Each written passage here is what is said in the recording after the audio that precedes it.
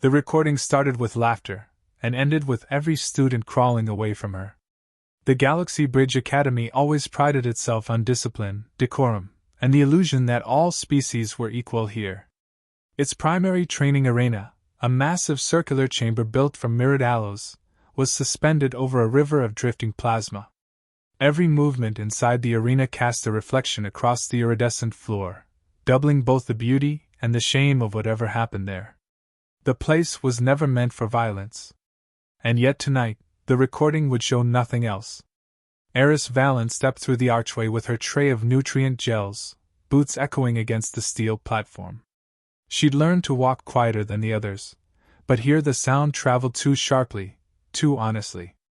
A group of Averick seniors leaned against the rail above, their horns catching the light as they watched her with casual cruelty. They had been waiting for her. They always waited. "Look," one of them whispered, tapping the side of his oblong skull. "Deathworlder's late again. Maybe the gravity cycle scared her." Their laughter drifted down in uneven waves. Eris ignored it. That was her survival rule: never confront, never react, never give them the satisfaction of knowing she heard them. But tonight something felt different.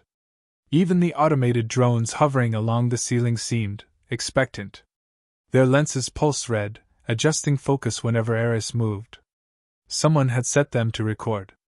She reached her usual seat, an isolated corner beside a maintenance console, and placed her tray down. Every student within hearing distance grew quieter. Even those who weren't part of the group watched her the way creatures watched a wildfire on the horizon, fascinated, afraid, pretending not to be either. "Hey, Earthborn," one of the Avericks called. "You hear us talking to you?" Eris didn't look up. She punctured the gel packet, took a measured sip, kept her pulse slow. The Academy taught over 100 species how to read micro-expressions, and Eris had long ago accepted that her calm face agitated them more than hostility ever could. Someone else approached. This one was an Averix. A slender Kirin girl, her translucent skin glowing faintly with internal light, hesitated a few feet away. "You should leave," she whispered. "They're planning something." Eris lifted her gaze, meeting the girl's unsteady luminescent eyes. "I know." The girl flinched at the simplicity of the response, as if expecting panic and finding stillness instead. Eris watched her hurry away, then turned her attention to the upper walkway. The Averick's leader, Thalen, leaned against the rail, fingers drumming against a metal sphere. A recording drone? A private one. The Academy forbade unsanctioned surveillance, but enforcement only applied when the targets weren't human. Thalen smirked and whispered something to the drone. It blinked 3 times, then detached from its dock and descended toward the arena floor, hovering dangerously close to Eris's shoulder. She didn't move. The drone registered her breath, her pulse, her body temperature. All of it calm. Too calm. One of the seniors landed in front of her, dropping from the walkway with a thud. His hooves dented the metal. His horns glowed faint amber as he leaned in. "Stand up," he said. "No. Do it." "No." His right nostril flared. "We're giving you a chance not to embarrass yourself." Eris set her gel packet down. "I'm eating." The drone zoomed closer, trying to capture her expression. She ignored it. She'd grown up on a world that could kill a child for stepping on the wrong vine. A floating camera didn't intimidate her. More students gathered. Other species. Other prejudices. They weren't friends with the Avericks. They simply enjoyed spectacle. They enjoyed what they thought they'd see when that deathworld girl finally snapped. Thalen raised his voice so all of them could hear. "Activate the chamber!" A deep hum rose beneath the arena. The mirrored floor brightened, rippling with circuits as the plasma river beneath it surged. The whole chamber dimmed except for the glowing lines underfoot. Students murmured among themselves. The chamber was used for simulations, never confrontations. Thalen, one of his own followers, whispered, "If the instructors see." "They won't," he hissed. "I looped the feed." The drone confirmed this with a soft, mechanical chirp. Eris exhaled slowly. There it was. The mistake. Thalen stepped forward until he was only a breath away from her. "Stand up," he repeated, voice lower now. "No." He reached toward her tray, ready to knock it from her hands, but she pushed it aside first, gentle, controlled. Her hands remained in plain sight, resting on her knees. The drone shifted position, confused by the absence of expected motion. "Why don't you ever react?" Thalen asked. There was no mockery in the question this time, only irritation. Eris tilted her head slightly. "Because you're not a threat." The room stilled. Every student froze, even the ones who pretended not to listen. Thalen laughed sharply, too loud, the way people laugh when they're trying to hide a spike of fear. His tail lashed once across the floor. "You think that makes you braver than us?" he asked. "No," she said. "Just honest." He lunged. But Eris didn't move, not at first. His hand came toward her collar, his other palm reaching for her wrist. The drone zoomed in, expecting the moment of contact. Instead, it captured something else. The millisecond before collision when Thalen's muscles seized, his pupils constricted, and his breath hitched mid-inhale. Eris had raised her eyes. Nothing more. Just that. But the drone detected something the Averix didn't: ambient pressure spike, micro-vibrations along the alloy floor, a temperature drop localized around her silhouette. Its sensors glitched, static crawling through the feed. Thalen pulled his hand back, startled. "What was that?" "You're standing too close," she said. He masked his unease with anger and swung again. This time Eris rose, not fast, not violently, simply standing in a single fluid motion that forced the entire section of the chamber into silence. Even those leaning on the rail straightened. Her posture wasn't aggressive, it was precise. Thalen swung. Eris pivoted, letting his arm cut through empty space. Students gasped as he stumbled past her, sliding a few steps as the mirrored floor reflected his humiliation twice over. Eris didn't touch him. Not yet.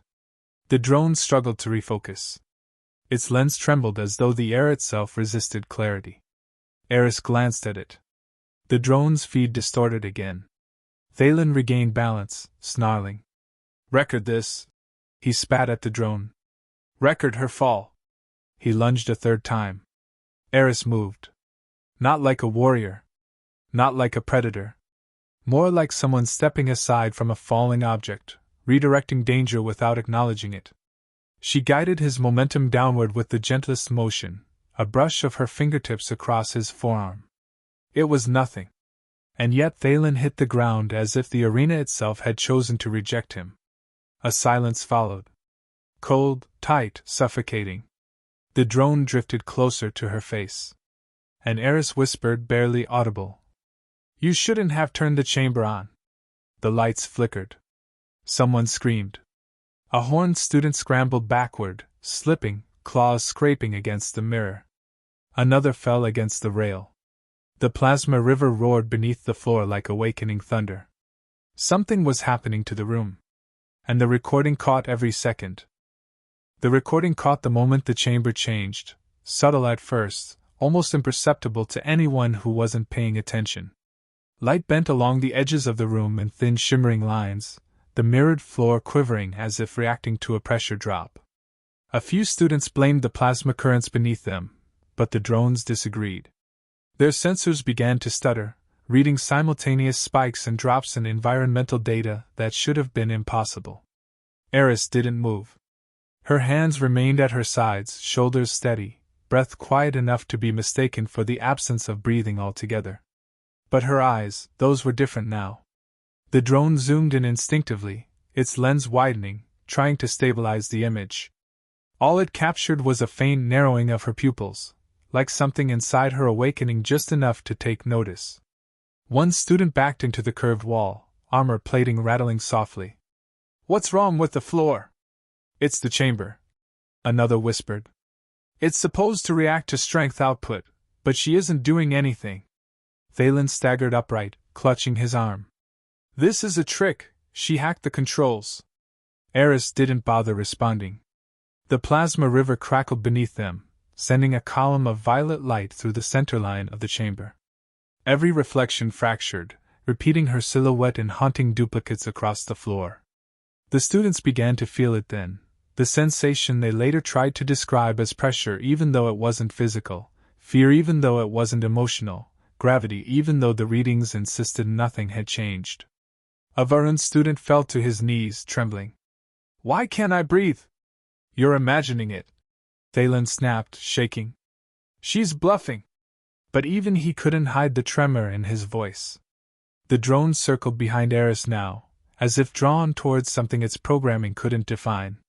Its red lens flickered unpredictably, trying to balance the contrast between her stillness and the chaos building in the air. The higher-level students on the walkway leaned forward, gripping the rail. "Is the feed glitching?" one muttered. "No," said another. "She is." Thalen forced a snarl, attempting bravado. "Fine. If you won't fight, then we'll make you." He signaled his group, and 4 Averiks jumped from the upper platform in synchronized arcs. Their hooves struck the floor at different angles, creating sharp metallic cracks as they surrounded her. For a heartbeat, the arena held its breath. The drones hovered in a perfect half-circle, recording, feeding data to Thalen's device. Eris didn't react to the encirclement. Her gaze flicked once between them, left, right, back to center. A micro-calculation. A silent verdict. "Record all of it," Thalen ordered. "Let's show the galaxy what Earthborn monsters do." The nearest Averiks lunged with an open palm, claws extended. Eris stepped forward, not back, not aside, but forward, closing the distance before his strike could land. Her knuckles brushed his wrist in a way that seemed almost accidental. The Averik shrieked as his momentum turned against him. His legs flew upward, his entire body flipping backward like a rag caught in a wind tunnel. He crashed onto the mirrored floor so hard the plasma beneath rippled in response. The drone feed warped. 2 more lunged. Eris ducked beneath one's reach, letting his claws slice air inches above her hair. She spun, not in a flourish, not in a dramatic martial display, but in the efficient pivot of someone who learned to fight by necessity, not art. Her foot connected with the second attacker's chest in a short-range strike so controlled that the sound of impact echoed less like violence and more like truth. He slid across the floor, leaving a smear on the reflective surface. The last attacker hesitated. All of this happened in 3 seconds. The drone captured every frame, glitching more violently now, its stabilizers whining against the interference. Thalen shouted, "Finish her! All of you, don't stop!" But the final Averiks didn't move, not forward. He stepped back. Twice. Eris watched him as one watches a fading storm, without urgency, without anxiety, simply noting the inevitable. The students on the walkway began shouting warnings, but their voices drowned beneath a rising hum from the chamber. The mirrored floor trembled. The plasma river surged. Light bled upward in fractured beams, illuminating every corner of the arena in violent purple flashes. One flash captured Eris standing alone in the center of the chaos. Another captured students scrambling to the walls. Another captured the drones spinning uncontrollably, recording distorted silhouettes of her movements. But the strangest recording was this: in one frame, Eris wasn't moving at all. In the next, she was suddenly behind Thalen. He hadn't even seen her move. He spun around in disbelief, grabbing at his drone. "Stop recording!" he ordered. But the drone didn't obey. It hovered closer to Eris instead. She reached out, not toward him, but toward the drone, touching the edge of its sphere with a single fingertip. The lens dilated violently, overcorrecting, trying to read her face. It failed. Static bloomed across the feed like frost. Every student saw it. Every student gasped. Thalen's voice cracked. "What are you?" The answer wasn't loud. It didn't need to be. "A reminder," she said. The hum deepened. Students clutched their ears. The plasma river shot up in twin columns that collided and burst into arcs of lightning across the ceiling. The drone shook so violently its casing cracked. Another drone dropped from the ceiling and shattered.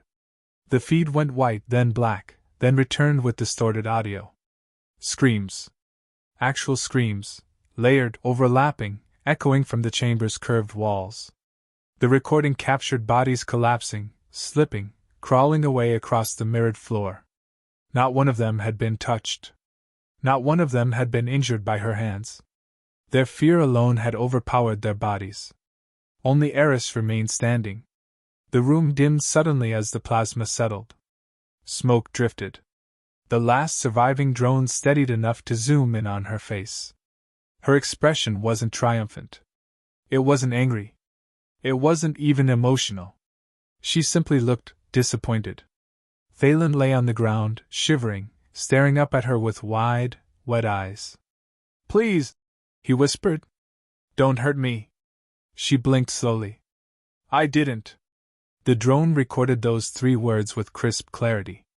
She turned toward the exit, stepping over cracked metal where drones had fallen. Students crawled out of her path, some sobbing, some stunned into silence. The recording followed her until the doors slid shut behind her, and the hum of the chamber died like a heartbeat settling after terror. Later, instructors would claim the chamber malfunctioned. Engineers would blame plasma surges. Students would invent legends about invisible forces, Earthborn ghosts, deathworld pressure waves. But the only thing every version agreed on, the only image every retelling preserved unchanged, was the sight of every student crawling away from her.